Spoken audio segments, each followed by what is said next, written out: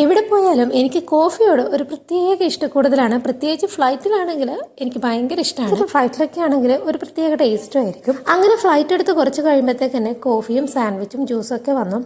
ഞാൻ കോഫി വാങ്ങിച്ചു. പിന്നെ മോൻ ഭയങ്കര കരച്ചിലായിരുന്നു. അപ്പോൾ അവന് ജ്യൂസ് മതിയെന്ന് പറഞ്ഞതുകൊണ്ട് ജ്യൂസ് വാങ്ങിച്ചു. അത് കൊടുത്തൊക്കെ കഴിയുമ്പം അവൻ ഏകദേശം ഒന്ന് കൂളായി.